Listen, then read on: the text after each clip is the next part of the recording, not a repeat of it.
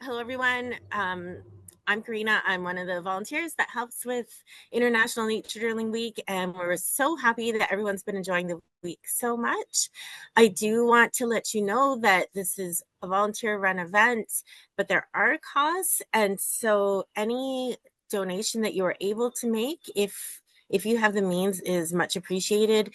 If you go to the International Nature Drilling Week website and go to the menu on the right and scroll down, you'll see there's a donate button. And also at the end of each weekly news or daily newsletter, there's a donate button at the bottom. Thank you. Little commercial there. Okay. Thanks, Karina. Okay, well, welcome. Today we are talking about listening attentively. And when we came up with this theme, our little team, we were thinking about conversations because the overarching theme of this week is conversations with nature. And we were thinking about the best conversations, the best quality conversations that you have. And a huge part, actually a vital part of an engaged, satisfying, connected conversation is that the participants have to listen to each other. And we were thinking about uh, what that means in terms of our conversations with nature. And so we decided that we'd have one day dedicated especially to this topic of listening. And when I say listening, I don't mean listening just with our ears. What I mean is paying attention, taking in the information that nature's giving us, and then seeing what that means. What does that mean for how we respond? And I chose today to talk about listening to the veggie patch because some of you might know that for me, my nature journaling practice is focused on the vegetable garden. And this could be called garden journaling, it could be called nature journaling in the garden. But for me, listening to the garden in this way is absolutely essential. And it makes me a better gardener because the garden is telling me things all the time. And we're going to see my garden journal to start off, and then we're going to do some exploring in my garden virtually, and we're going to talk about ways that the garden, particularly, can give us information and that we can be attentive listeners. Now, I want to preface this by saying that having a garden is a very big privilege. And I know that a lot of people live in small spaces, they might live in apartments or cities, and you might not have access to a garden. But you can do this, you can garden journal wherever you are with whatever plants you have in your care. So uh, that might be house plants. And in fact, I'm so glad that Kathleen from the Philippines is here because Kathleen posted today about listening to houseplants and just how responsive you can be. This plant is doing this, and so I can test this to make it thrive, or I can change my way of caring for the plant in response to what it's telling you, in response to this listening.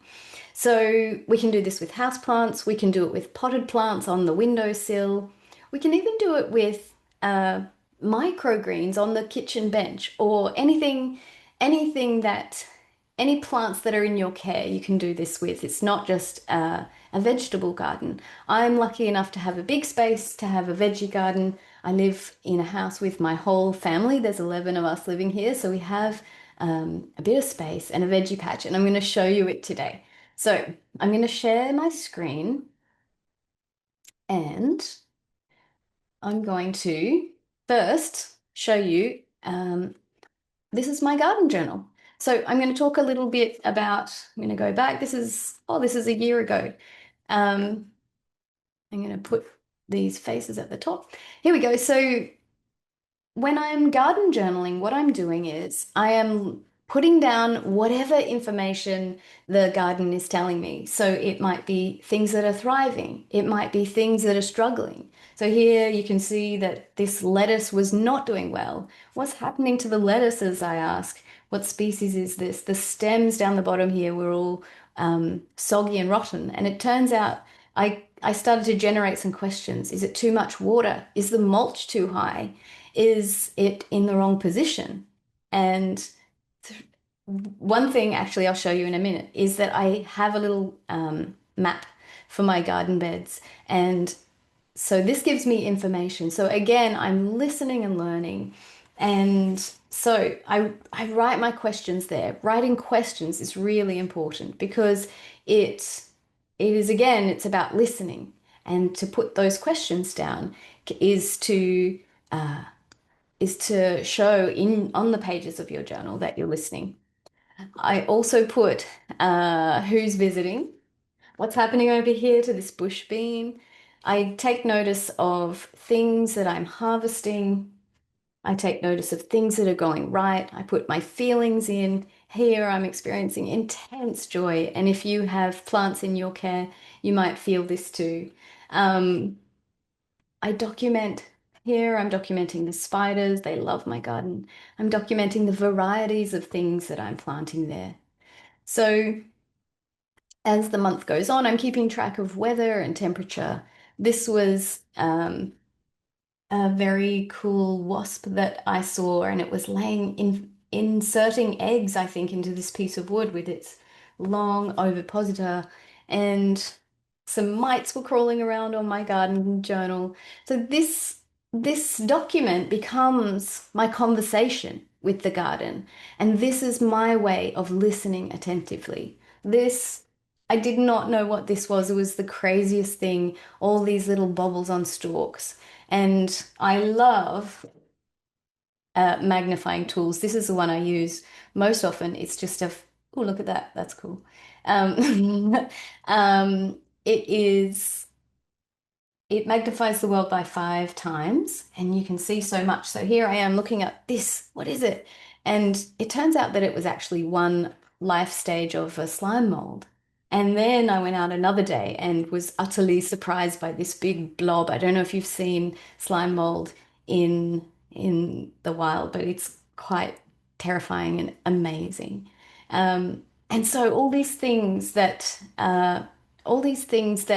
you pay attention to, you you start to understand more each time, each month that goes by. This is a different way of documenting the the temperature and the weather. And in this way, again, I'm listening. I'm listening to what's happening in the patterns in my garden. So here, the low temperatures were very cold.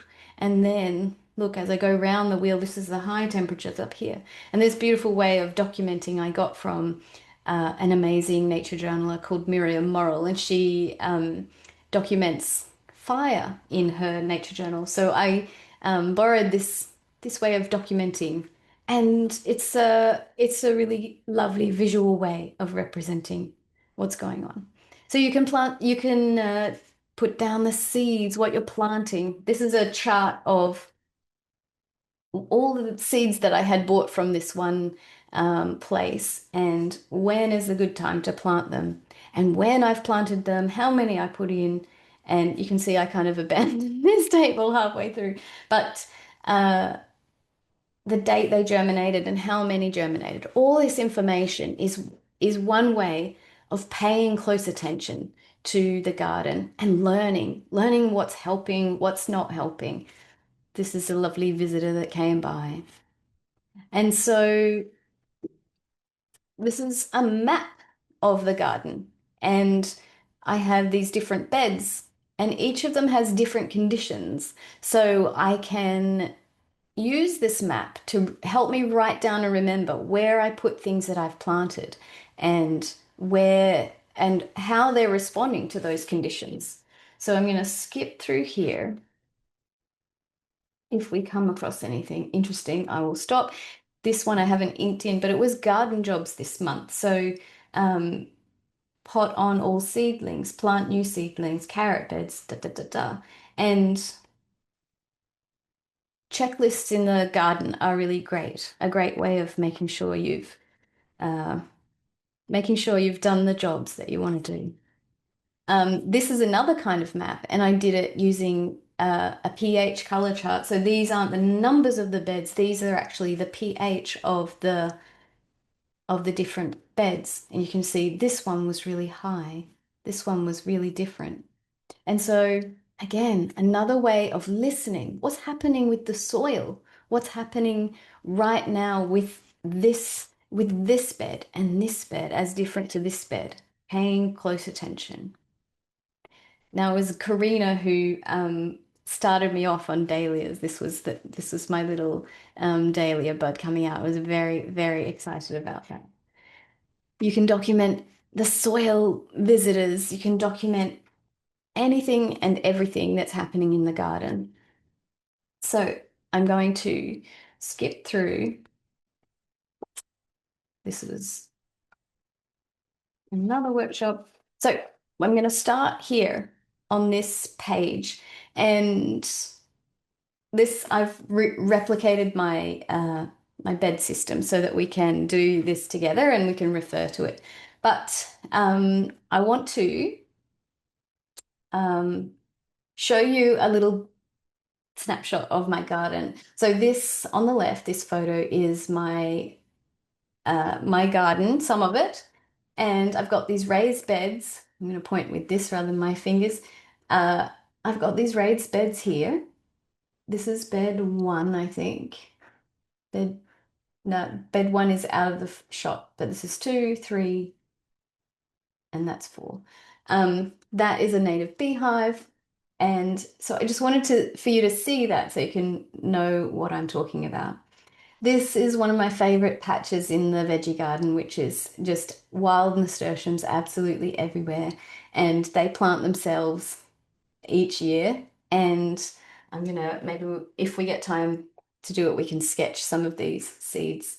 But I just wanted to show you a little overview of the garden and what's happening there. Now this is telling me something else. This is bed 8 here on the side, and it's under the steps that lead up to the house. And it's really, really hard to grow anything here. Something's happening with um, the water, the runoff from the house, and it makes a big puddle right there. Also, it's in deep shade. So these are the things we can listen to and learn from. This patch is very hard to grow in for those reasons. And so I can do some sort of mechanical, I haven't thought deeply about what I need to do, but I know I need to do something with this. I need to choose plants that like shade. I need to make sure the water runs off in a different way so that it's not pooling in that patch and damaging the seedlings. So nothing is growing here, and that's telling me something. So I'm listening to that and then responding. This is another part of the garden, which is that there's uh, garden visitors everywhere. And garden visitors can be quite frustrating for veggie gardeners, but they're also quite beautiful. And I find them really interesting to put in my garden journal. And uh, I have this sense that I'm sharing the garden with them. So when they come around, I don't I don't get too bothered. I just sketch them and let them share the harvest. So in some of these beds, things are flourishing, and in some of them, they're not. This is some little lettuces that I put in, and they are not flourishing. I don't know what's happening here. I don't know why they're not there in bed number 2. And the same lettuces in bed number 1 are absolutely flourishing. And so my job is to put that down, firstly, put it down on the pages of my garden journal, and then brainstorm ideas. Is it that they get less sun? Is it that they get less water for some reason? Is it that the nutrients in the soil are different? All these ideas can go down on the pages of my garden journal, and then I can respond. So the garden is telling me something, and in this conversation, it's my turn to speak, and I speak by taking action in the garden. Here you can see some spring onions, and no, they're not spring onions. They're spring onions. Um, they are very small and kind of stunted, and I can see at the top of those little leaves, they're browning. So I'm every day paying close attention uh, to the little things, the tiny things that nature is telling me, the tiny things that the garden is telling me. What's happening here? Asking questions again and again and again and putting that down. And then when it's my turn to speak, and by speak again, I mean respond, then what do I do with my actions? So, um, on the poetry day for International Nature Journaling Week, I read a poem and it was called Vespers, and in it was about gardening. And in the garden, in the poem, it said this thing which I absolutely love because I do this myself. It says 15 minutes of intense effort, 15 minutes of ecstatic contemplation. And standing in the garden with ecstatic contemplation is it's where it's at for me. So let's begin drawing. So what I'm looking at here, this is in bed number 4A, in fact, to be very specific. Uh, I would love to sketch this together, but I would also love, as we go along, to hear your ideas because I try to speak garden and uh, I try to guess at what the garden's telling me. But I would love your ideas about what the garden's telling me. These are sunflower seedlings. Karina, would you like to say something? Yeah, I just wanted to pop in and let you know that people are wondering if you can shift so that you see more of the photo and less of the blank page. That's as big Is as that the photo possible with is. That's the is photo. it okay? That's the size of the photo. Okay. So So we're gonna fill this okay, together. that's That's as big as I can okay, make the photo. I guess I could. sure. No, I can. If I pull it out, it just gets gray. So that's the size It of the. just okay. Yeah. That's okay. And we already had some ideas on what was See? happening to your lettuce at the beginning. Yeah. Kira suggested it was slugs, and you did have a picture of a Yeah. slug there. And she also noted that that this is how she got into nature journaling was In the garden. through trying to become a better gardener. So that Yeah. was kind of neat. And we have a couple other questions Please share. that do you want to handle them now? Yeah. Yeah. What Okay. I'm doing is while you're talking, I will just tell you what I'm sketching. I'm sketching this sunflower Sure. and I can see it's stretching to the left, and I can guess at what that is, but I'd love to hear later what you think. But while you ask questions, I'm just going to sketch that. So you can sketch along if you've brought your nature journal. So go Great. ahead. Good. Yeah. Yeah. And someone else thought your sunflower was stretching for sunlight. Yeah. Um, and people are wondering what medium you're using to draw in your nature journal. I like to try and get as much done as I can with as little time and fuss as I can. So Uh, right now I'm using this fine liner pen. It's point 0.3, 0.3, and uni pen brand. I use any just like Lee the other day when he was talking about his, I think he actually had this exact pen in his kit. Um, I'm not fussy with the brands. I just go ahead and use whatever it is, but I like to use waterproof fine liners. And the reason that I use a fine liner is because when I start to use a pencil, I start to get fussy. And so um, drawing in pencil and then drawing again in fine liner, if I'm doing something um, that I want to be really polished, I can do that. But mostly I just go ahead and draw with the fine liner. And on my other pages, I'm mostly using watercolor But I also use color pencils. And today I'm going to mostly use color pencils just for variety. Um, these ones are done in pencil, and most of my other ones are done with watercolor. Those are the nasturtium which we might sketch if we have time. Yeah. Great. Oh, um, thank you. And also, I'm just going through the questions. Someone asked this question. I had the same question, how you get your pH. Um, I get a test kit from the hardware store, and then I'm going to go back if I can. Sorry for the flickering pages. So this is the chart that comes with it, and um, you get a little bit of powder and a bit of liquid. So the powder and the liquid, um, first you mix the powder with the soil, and then no, first you mix the liquid with the soil, and then you sprinkle on the powder, and it changes the soil color to one of these on the chart, and then you just match it what's closest on the chart. Um, yeah, that's how. So it's just a pH testing kit um, from the hardware store. So I'm going to write here sunflower seedling,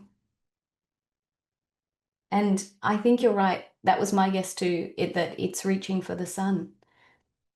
So I'm going to write that down. And we have one more question here, which I answered from my perspective, but we're curious about yours. Yeah, What do you need to journal in the winter? Because for some of the people, they have cold, dark, snowy, icy winters, and you don't, but yeah. you have other winter things. Yeah, interestingly, it's winter now, and this is our wonderful growing season. So I find this really fascinating. I'll just say what I'm doing right now. I'm just coloring with this Prismacolor pencils that I've got. Um, we, Northerners and Southerners, are gardening really at the same time. So when it's your winter, it's my summer, and it's really hard to garden in the summer. Here in the subtropics, it's very, very hot and sometimes very rainy, and uh, so many garden visitors. I don't like to say pests, so I say garden visitors. But the garden visitors during summer just absolutely strip away everything. And so I find it really hard. So in summertime, uh, we can grow some things like pumpkins, and uh, we can grow cucumbers sometimes and tomatoes sometimes, but it's really tough. So a lot of veggie gardeners here take the summer off, and winter is our thriving time. So I can't speak to what to do when your soil is covered in snow, because that never happens here. But I do know what it's like to have harsh conditions, and that's during our Christmas time, which is our summertime. And so I find it really funny that when my garden's resting, uh, your garden is also resting, but just for different reasons. And in summer, in our downtime, we might grow a cover crop.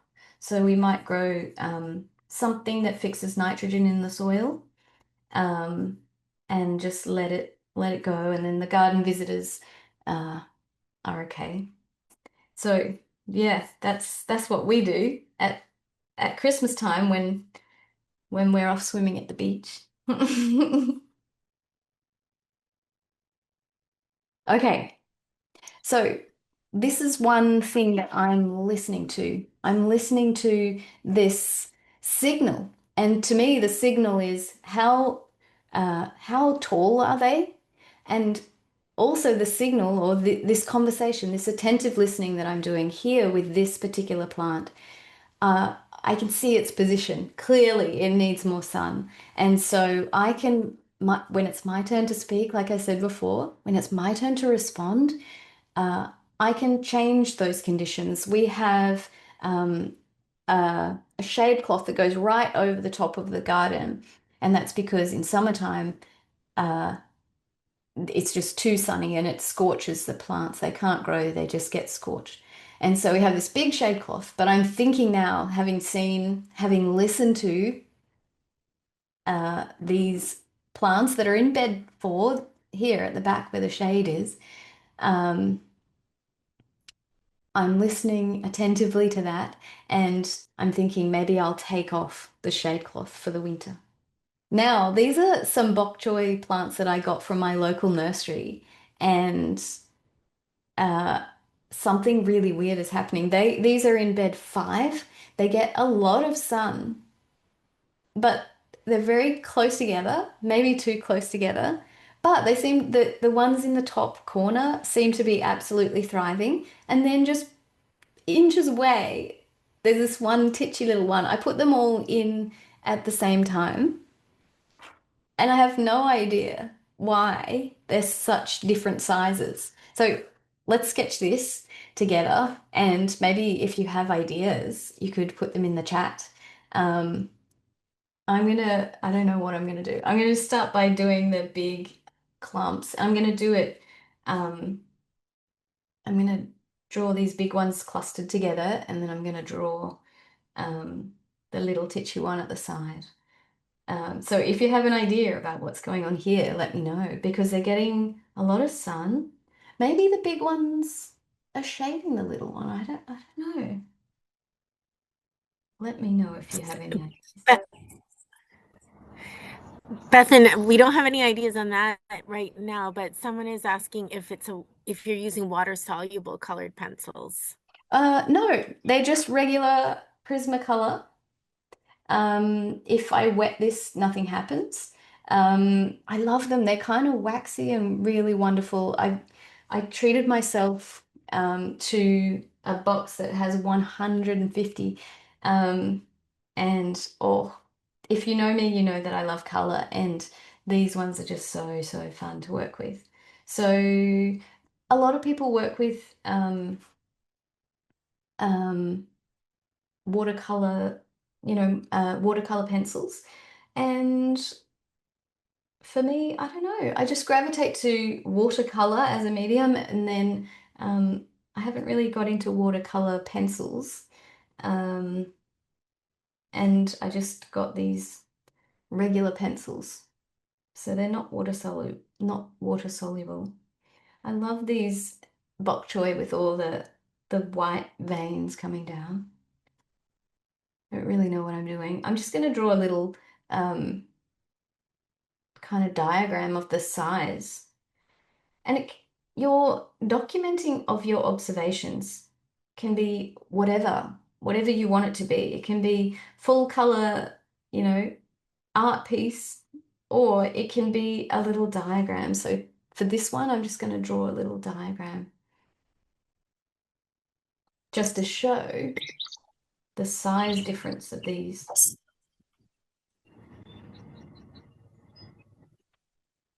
Kathleen has suggested that maybe it's competition for the Mm, nutrients in the soil, mm, mm. and some are That's a doing better good, than others. yeah, that's a good Hmm. idea. Maybe these big ones are taking more of the nutrients before the other one had a go. It's kind of like the runt of the litter. And then Kira suggested a interesting book, Year-Round Indoor Salad Gardening by Peter Burke. Oh, So it's kind of neat. So people can nature journal a garden in the winter then. that's amazing. Yeah, thank you. That's lovely. So I've got a big cluster here. This one on the side here is kind of middle sized. And then I'm going to do it Melinda Nakagawa style, like just a little bit of a flowing draw diagram here. Um, and then a tiny one. And then remember to um, put down your ideas. What could it be? So I'm going to write what it is. It's bok choy,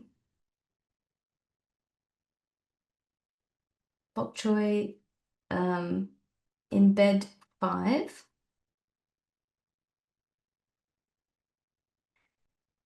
Um,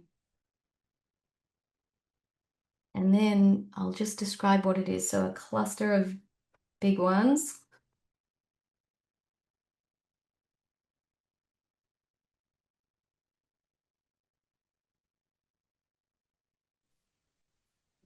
Catherine just said, Bethan, it's such a great feeling to now have your plants in my journal. Isn't that cute? Oh, that's That's amazing. really Thank you for nice. saying that. I didn't actually think about that, that my garden's going out into the world, and that was really sweet. I love that. Thank you.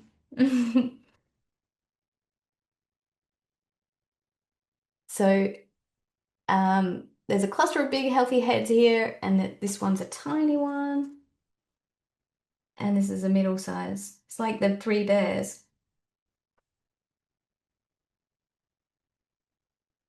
So, I've got my little diagram. Now I'll suggest, um, I'm going to write, Kathleen, your suggestion. Is it competition for nutrients? And we can just brainstorm. And then that's the listening part. That's the attentive listening to this little patch of the world. And then we get to respond. In this conversation with nature, we get to say, okay, now we pick up the conversation and keep it going by responding to the garden, by making changes. Now, this is a weed. And I have a friend who's also a garden educator here. Her name is Kate Wall, and she is Brisbane's expert on edible weeds. And she has this amazing book, and it's called Working with Weeds. And what it is all about is that weeds tell us something. Weeds help us understand our soil. Weeds tell us about what conditions are there and what, and as gardeners, as responsive, attentive listeners, when we um, when we pay attention to the weeds that are around, we can learn about the soil. So some weeds, like we have a weed called chickweed, and it really loves certain kind of moist, uh, shady conditions. It thrives in those conditions. And when we see, oh, here's a little patch of earth that has chickweed in it, we can then decide either harvest the chickweed and put it in your summer salad, or or uh, choose plants that love the same conditions as the chickweed. And in that way, you've learnt something about your soil, and you, uh, yeah, you're listening. You're listening, and the weeds are telling you something. So my dad, when he was alive, he used to, um, he was a gardener too, and he loved a kind of gardening called centropics.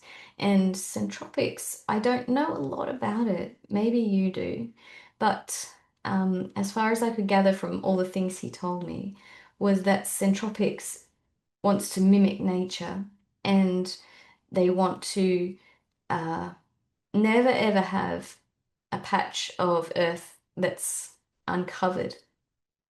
And so, in that sort of philosophy, I think that it's better to have a patch of weeds than a bare soil. And so, I was thinking of my dad and his centropics when I left this weed in my garden, because unless it's a hardy invasive that's, making its way, marching its way across the landscape, uh, the weeds are okay in the veggie patch. And this little weed is something I can't remember what it's called. It's goat weed or something. Um, but it was such a big part of my childhood. It's common here in Brisbane. And when I see it, it reminds me of childhood. And so I don't mind it taking up a little space in there. And when I um when I want to use that part of the garden for something that I've intentionally put there, then I gently remove it and put it in the compost bin.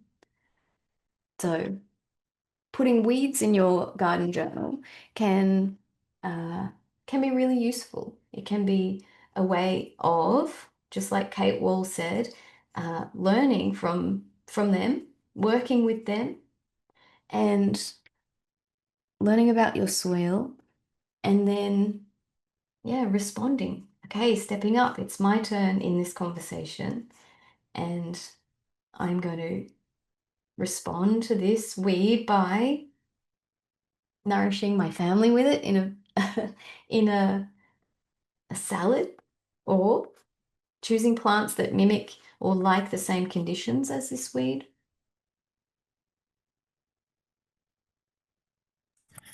Emily noted that weeds often also attract pollinators, which is good Yeah, for the whole garden. yeah, absolutely.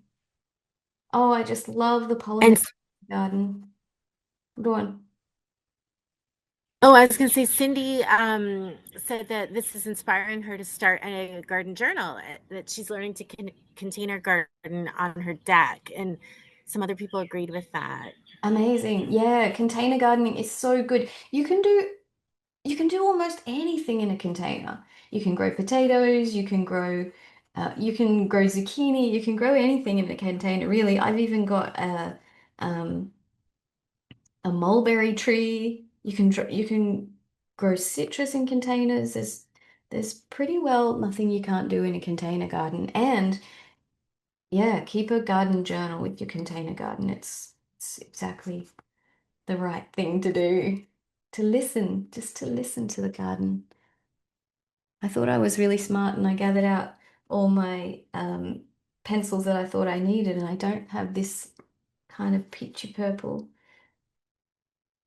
of the goat weed. It sounds like Catherine has a really nice container garden on her balcony.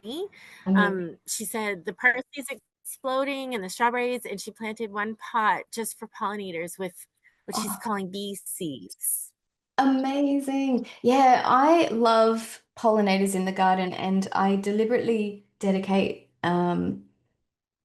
spaces just for growing pollinator plants. And I fill the garden with flowers, and sometimes they take up a lot of space, and I don't care because they're so, like you said, they're so good for, I mean, pollinators just so good for the garden. And when we're in that phase of the 15 minutes of ecstatic contemplation, you get to hang out with the bees and um and the insects and the the butterflies. It's just so wonderful.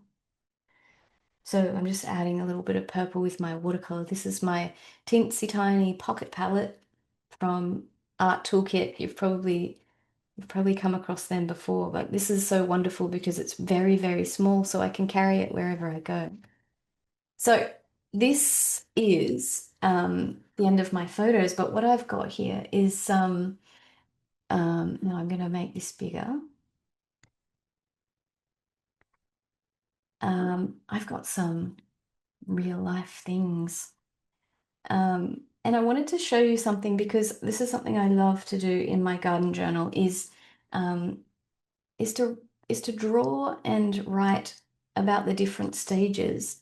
So this is the marigold bud, and this is the marigold as it's open.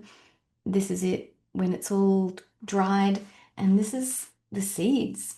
And I remember, and it sounds kind of dopey, but I remember when I had my first garden and I realized that there the seeds are. When when the flower is dried like that, the seeds are all in there. And I remember being so ecstatic about that.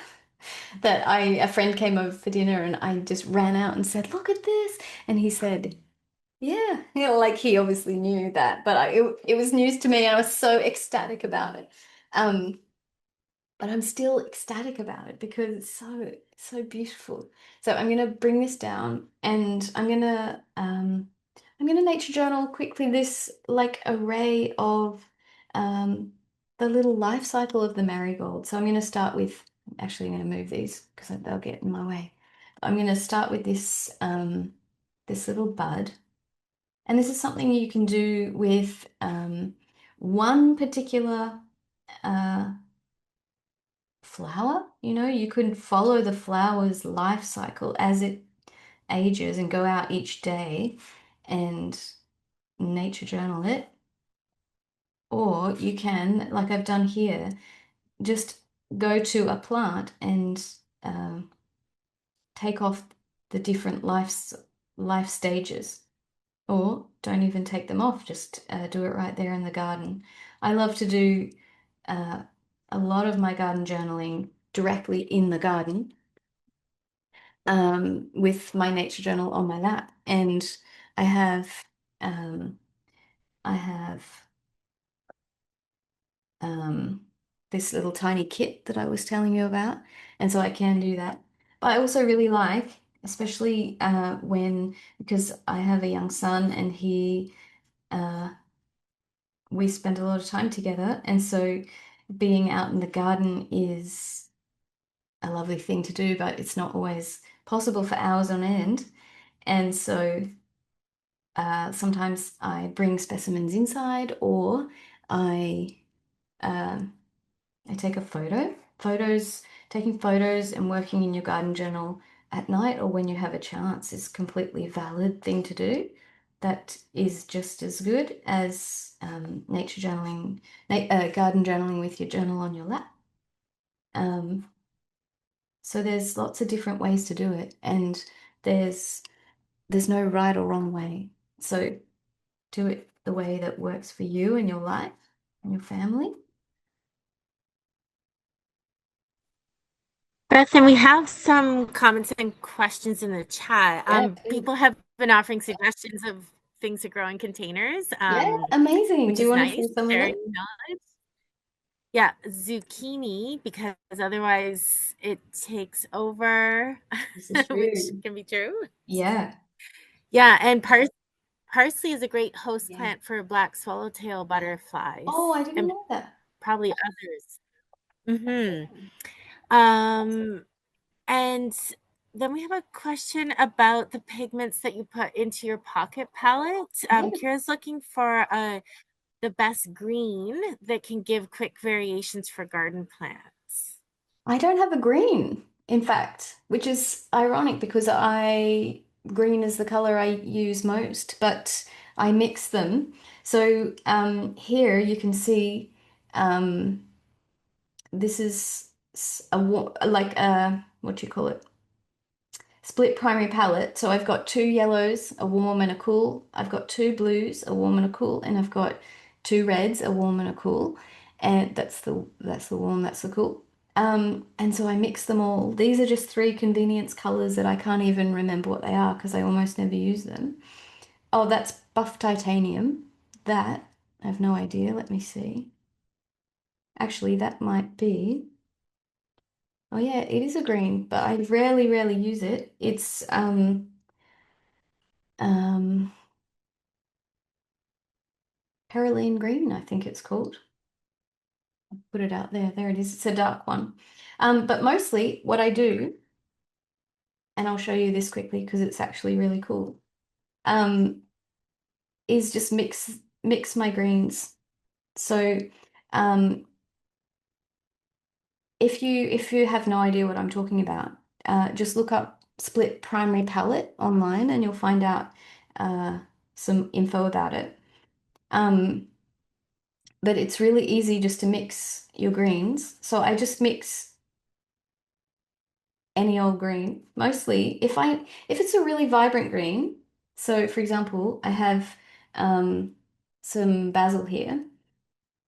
If I am mixing a bright green, rather than when I say that, I mean like because here in Australia, we have some really beautiful muted greens, and so uh, there's methods for mixing a muted green. But if I want to mix something quite bright, I start by mixing up my cool blue, which for me is phthalo blue, and my yellow, my cool yellow, which is really muddy here, but and then to get it to pull it towards your um, a more natural range, because that's quite an unnatural green, you just add the opposite. So you can add a touch of one of your reds, because on the color wheel, red is opposite to green. Woo, I added way too much. Um, Add a teeny touch of the opposite. So when you're mixing a green, uh, add a teeny touch of red, and it pulls it into a more natural range. So you can see that that is quite bright. And then when you add a tiny touch of red, uh, it gets more and more muted. So the more red I pull into it, the more it goes into a muted range. The duller it gets. And if I just keep adding red, I'm going to get to a grey. There, look at that one. That's like a Australian leaf green. And if I just keep going, obviously I'm going to get back to red. But um, have a play with just mixing, starting with any old green, or mix the way to mix the brightest bright green is um, cool blue with cool yellow, because they're very close on the color wheel, and things that are close on the color wheel um, mix bright colors. And then just add a tiny touch of its opposite, which is red. So yeah, I'm not sure um, what kind of convenience greens might be useful. Um, Maybe a sap green you could start with a sap green. But really, I just have those ones from the split primary palette, and I just mix them. I hope that helps. It does, Bethan. And you did a workshop on mixing colors, like making them vibrant, for International Nature Journaling Week 1 year. Was that the one you did with Verena? That one we were naming colors, I think I did touch on that concept actually. We were talking about naming new colors, because our language for naming colors is so limited. Look at this, look up here, look at all the greens there, and we might say, okay, they're all green, but that's super unhelpful. And so we were talking about naming different colors, and um, I remember we did some brainstorming for um, what color, what we might name a color. And I remember Verena said she named her color Rusty Bike. And I just remember thinking that was just so fun and descriptive. And if I say this color is Rusty Bike, it brings up for you already an image about what it is. And so, but I think I did talk about color mixing in that class. And um, Karina, maybe you can. I don't know where it might be. I can't remember what part of the website it would be on. I was going to say maybe you can Oh, put. yeah, I put the link to that workshop in Oh, thank there, but you. I couldn't remember if it was the right one. Yeah, because I Mm, remember learning from you exactly what you were demonstrating now, and I yeah, thought it was a really good video. I just couldn't remember which one it was. it could be from. Remember, I did Colors of Australia class for Wild Wonder 1 year. Yes, that's right. Could have been that. That might be that's not available online, is it? No. Okay. So I'm doing this. I'm losing my words because it's almost 10 p.m. here. Um, I'm doing this marigold. Um, I might do it with watercolor to start off.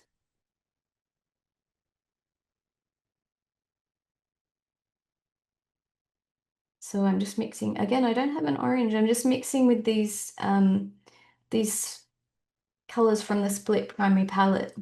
And for me, it's the quickest way. And I started off before I knew anything about color mixing. I um, I thought I needed lots and lots and lots of colors. And the more I mix, the more I understand that I need fewer and fewer colors, and that's why I can get away with this teensy tiny little thing. This is also a little travel brush, uh, Winsor and Newton, but it folds down so tiny. So with that, along with that, it easily fits in a pocket.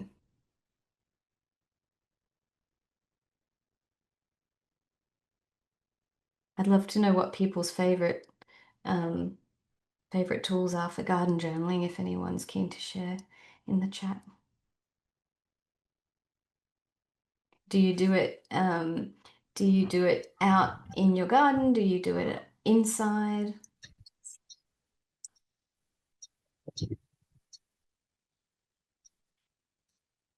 Sure, we got distracted talking about mixing greens, and then we started talking about eBay and more and weeds, and and Tina's just shared that she likes Paroline green as a base for evergreens. Oh, thank Yeah, you, great because idea. Yeah, I yeah. was saying it's hard to mix evergreen color. Thank you.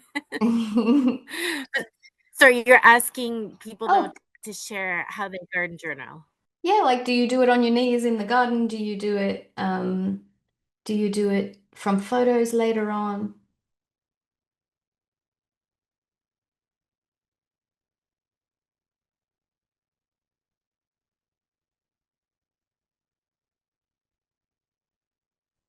Well, people put their answers. Yeah, I love doing it out in the journal or right in the garden too. Hmm. And I have such a nice little garden bench my mother-in-law gave me. Yeah. And I can flip it over so I can sit near the ground, or I can flip it so I'm sitting higher up, which is really handy. Mm, And it has pockets on the sides, which I think are meant for garden tools, but I put my nature journal tools in that. that is so So cool. yeah, I'm curious what other people do too. Yeah. Oh, Catherine does both inside and outside, and her favorite medium is the Neil Color 2 and waterproof pens. Mm, Oh, and Kathleen has a vertical garden. She does it in the garden, a vertical garden. Those are neat. that is cool. I really like seeing different innovations for how to um, deal with different kinds of space, different, yeah, different, different spaces need different solutions, and the vertical garden's an amazing solution. And Catherine does something I like to do too is keep birdless while sitting on her balcony. Oh yeah, I So love yeah, my garden journals follow bird names too. that. Conversations with birds. Yeah, conversations with birds could have had been its own International Nature Journaling Week, couldn't it? I'm really enjoying these pencils. They give a different effect um, to the watercolor, but I like it. I also like the scribbly sound. So I'm going to kind of splay out. I'll put it up here actually so you can see it. I'm going to splay out this final stage. Maybe I'll just draw one or two of these.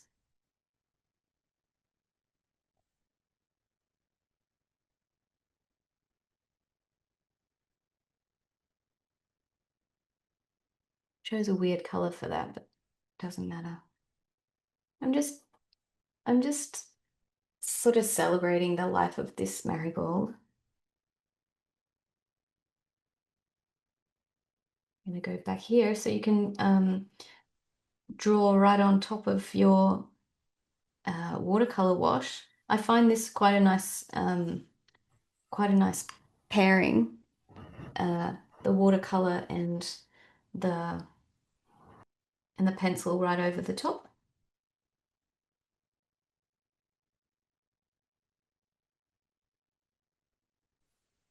I think what's interesting here, Bethan, is how quickly you did this. Like it did not take long. Yeah, yeah. I like that you mentioned that because so often we can think, oh, I just don't have time to garden journal right now or even to nature journal anything anywhere. It a time or the perception of not enough time can really hold us back from actually taking our things out. And when you realize, you can do a blind contour drawing in less than a minute. And a lot of my nature journals start and finish with a blind contour drawing. And in this case, yeah, we did this. We're gonna finish up real soon because uh, people are ready to start their day, and I'm ready to end my day.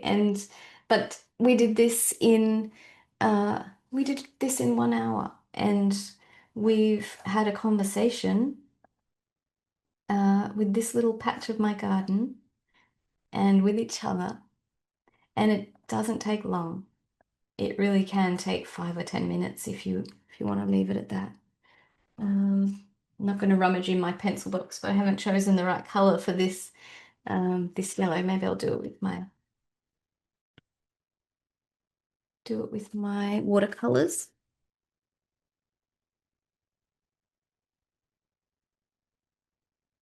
I'm going to just play with this buff titanium just for fun. Add a little bit of my warm yellow. And it's too yellow. So opposite of yellow on the color wheel is purple. So I'm going to mix up a quick purple and add it to my yellow just to bring it into, because this is kind of more muted than this. And so if I mix a purple and being careful not to take too much in, but mix purple in with the yellow, it's going to mute it down. So instead of being like super yellow, it's going to be more, more muted like that.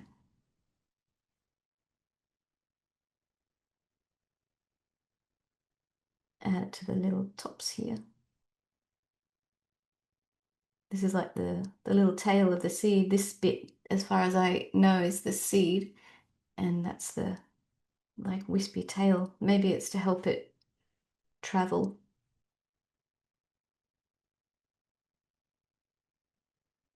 So, what have we done? We've had a little conversation with our garden, with my garden. I'm so glad that uh, you were here to have this conversation with my garden. We have talked about the ways that nature can talk to us. This little sunflower is saying to me, and when I pay attention enough to listen, it's saying to me, I need more sun.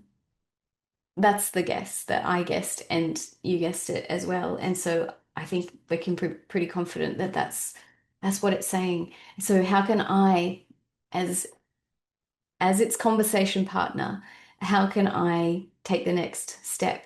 And what I think I'm going to do is roll back uh, that shade cloth and give it that sun that it needs. Here, something's happening here. I think that competition for nutrients is probably a really good guess. And my bok choys over here are thriving. This little one, not so much. This one, not at all.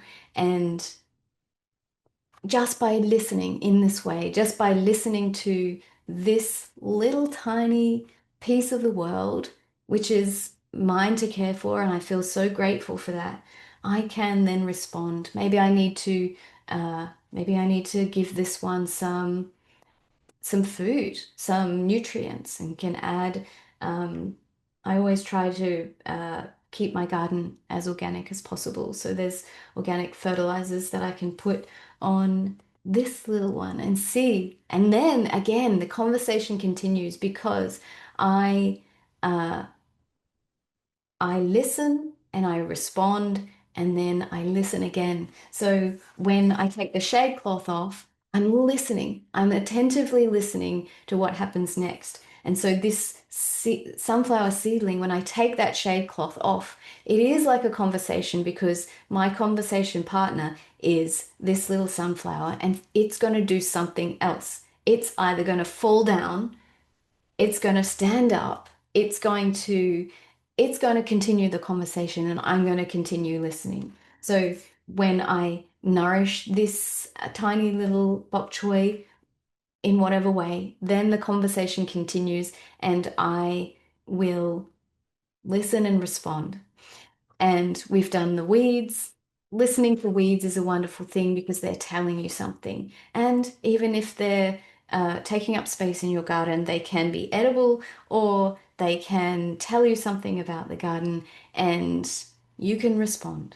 And here, and one lovely thing that I love to do, and if it wasn't bedtime, I would write, I would write about this life cycle. I'd write some more about the way that the marigolds make me feel, or the way that they are positioned, or what they're doing. And yeah, so on a different at a different time, we can fill in this page and yeah, and have that heartfelt, attentive listening with the garden. So I hope that's given you uh, some idea of this style of uh, attentive listening and how it can help you be a better gardener and be a better steward of the plants in your care.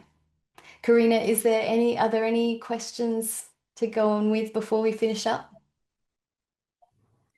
There is a lot of love and many people who are inspired by what they saw today. And several of us are amazed how much you got done in this short time while talking to us. And I think that's part of the inspiration too. Everyone really appreciates everything you shared today. Amazing. Thank you all so much for being here. It is just such a privilege to share this week with you. And especially, I love that you are taking away a little piece of my garden. And yeah, thank you for everything. Thanks for being part of International Nature Journaling Week.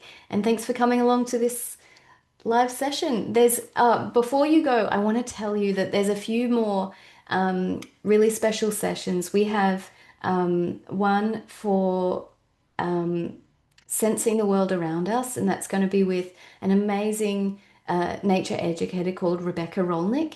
And Karina, maybe you can grab the in the chat the live from our website, the live events page, because we have one workshop coming up in Spanish, which is from Esteban, who lives in Costa Rica, and he's an amazing educator as well. So if you're a Spanish speaker and you'd like to immerse yourself in a Spanish language session, I'm excited that we're going to have a whole workshop entirely in Spanish.